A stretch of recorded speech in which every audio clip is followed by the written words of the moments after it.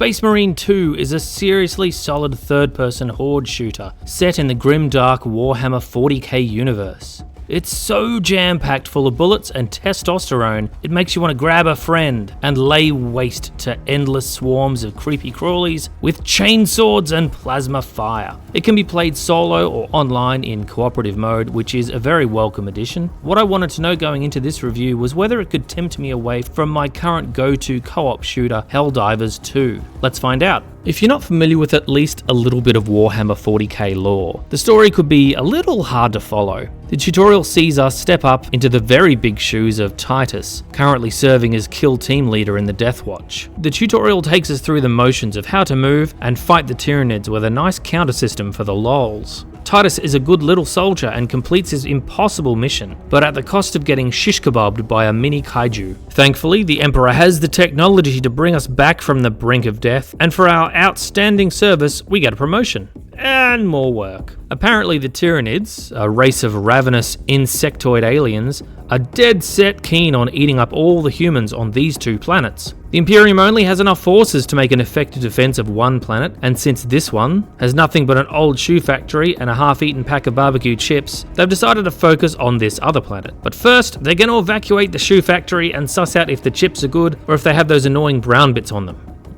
So how's it play? Honestly, pretty well. Straight out of the gate, one thing I hated was the default controls. Does anyone like toggling the scope view on the rifle? Damn, it's awful. So I changed that to hold instead of toggle. I moved the melee button from wherever it was to my mouse button 4, and the counter button to Q on my keyboard. With all that changed, I did find a lot better rhythm. I'll get to the graphics later. Suffice it to say that it's a gorgeous game, but this caused a few problems for me, and I'll cover that in a little bit. There's the campaign, which can be played solo or 3-player cooperatively. Such an excellent decision. And there's custom multiplayer co-op missions to play with 2 friends, or PvP modes if you're not into that. The solo campaign took me about 9 hours to get through entirely. I mostly played on normal difficulty until I got the hang of things, and then I started again in veteran difficulty. For the most part, I found normal difficulty pretty easy, and I was able to chew through the storyline at a good pace without having to stop and focus on difficult gameplay sections. Veteran offered me enough challenge that I had to change tactics from face stomping to picking my shots more carefully and choosing who to engage to maximize survivability. The campaign has some truly standout levels, like the first mission after the tutorial defending the guns, as well as some surprises late game that I'm not going to mention, but you'll see some of it in the background footage. There's a cutscene later in the campaign with a flag and a last stand kind of defense that was just so balls to the wall awesome. It made me want to stand up and salute. So story is good. Let's talk about weapons. They sound and look like the business, but mostly they kind of melded into just pistol and rifle. Maybe this is more of a 40k gripe rather than this specific game, but all the bolter rifles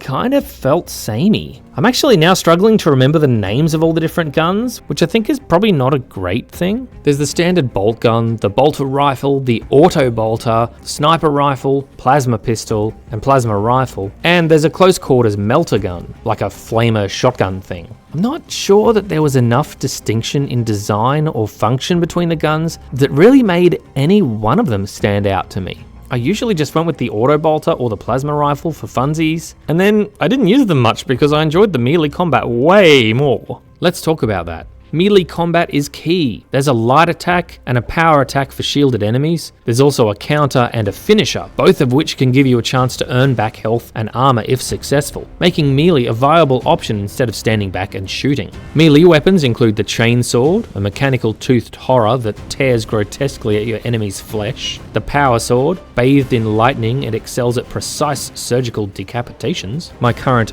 absolute favorite. Oh, look at that!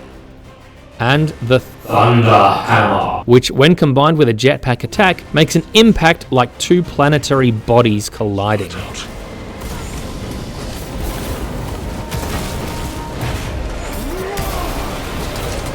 There's also this bread knife, which is an option, I guess. The reason I kept playing this game is the counters and the finishes. It's a gothic ballet of blood and bits, and it's glorious. Now, multiplayer. I haven't dived into PvP, so I'm just talking about co-op here. You can play with friends, or if you don't have those, you can use the in-game matchmaker. One thing I think that the multiplayer would really benefit from is a button to press to scream, "For the Emperor!" or "For Ultramar!" or "Death to Squishy Lizards!" I don't know, something. Just so you can spam it to your teammates. When you play co-op, you choose a class which is a standard of melee, mostly melee, a bit of both, mostly ranged, and totally ranged. It wouldn't be a Warhammer 40k game in my book if it didn't have an army painter, and thankfully it does. You can even come up with your own chapters using the game's icon, tools, and colouring. Now, there's a bit of grinding to get some of the colours, so that stinks a bit. But after 2 missions, I was able to afford a couple of the colours and suit myself up pretty well. Co-op play was really good fun, apart from the fact that I sucked something awful. To be fair, it was my first experience of the game. I hadn't played any of the campaign or the tutorial. I just expected to pick it up and yeah, go.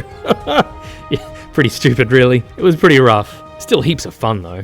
I chose the sniper class, which was also a pretty dumb move. I think the standard marine class would have suited me better in the end. I like the melee most, but I want the option of range too. Anyway, make better choices than me, alright? Last thing I'll mention about the gameplay is the AI. They're kinda stupid. No one uses cover. Your AI teammates, the enemy Chaos Marines. I guess this is 40k and only dweebs use cover.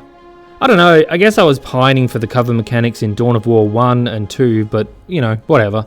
On the plus side, the Tyranids have some pretty cool swarm logic AI directing their movements, so you'll see them approach like a river and then separate out into individuals trying to overwhelm you. It adds a real sense of cinema to the action, and that brings us nicely to graphics. Graphically, this game is insanely good. Space Marine 2 has some gorgeous graphical chops. The jungles, the destroyed buildings, the skies. Oh, it makes the Aurora Borealis look like a sack full of dolphin spew.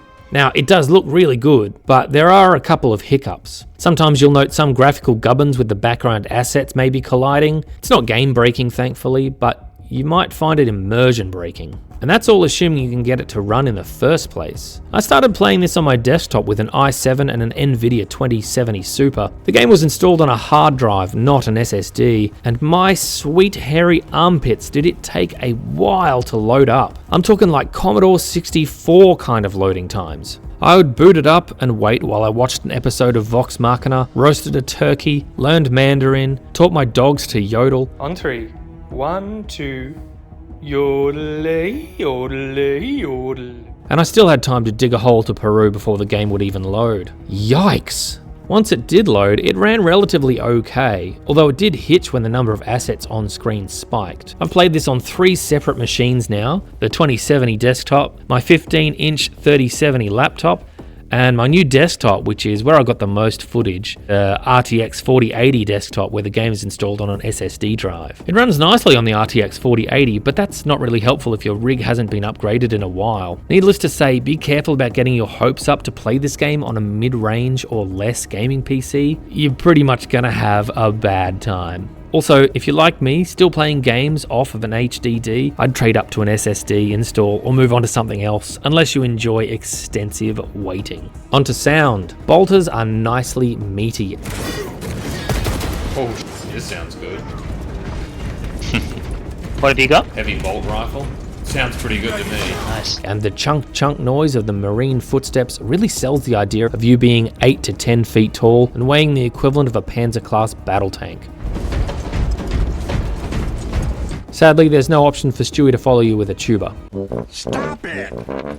Cut it out! I have a glandular problem. The thrum of the chainsword as it sprays Tyranid viscera everywhere is addictive, and the Tyranid cries are savage and terrifying. Voice acting was solid across the cast. Titus is given a real sense of presence and purpose. You can really tell that this dude believes, and I mean believes hard, in his mission. Trust only your brothers and your instincts. Now go forth and lay waste to our enemies. For the Emperor! For the Emperor! He's loyal to his unit and to his men, and every line from the guy gives you the impression if he was the last alive, bereft of limbs, and just a torso, he would somehow find a way to finish things by chin-dragging himself to bite his way to victory. Seriously, hardcore. Music time, my favourite. It's all here, the epic 40k stuff.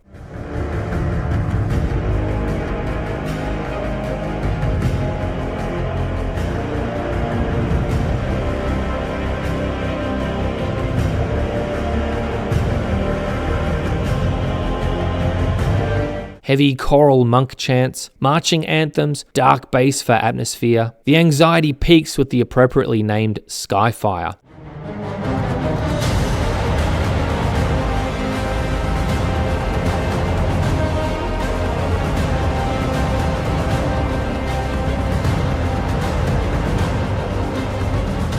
And there's Inspired Victory that will make Hans Zimmer sit up and choke on his morning coffee with Intrepid.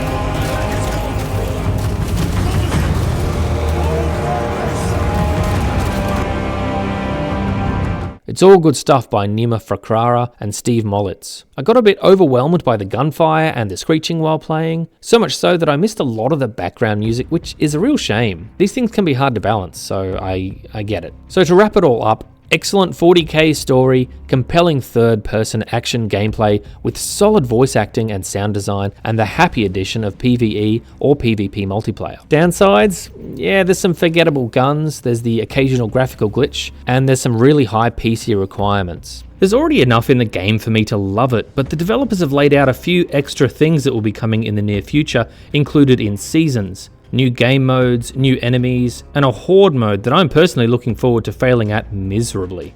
There is, of course, the dreaded microtransaction DLC, but at this point in time, it's all apparently for cosmetics, unless I've misread that. Please let me know in the comments.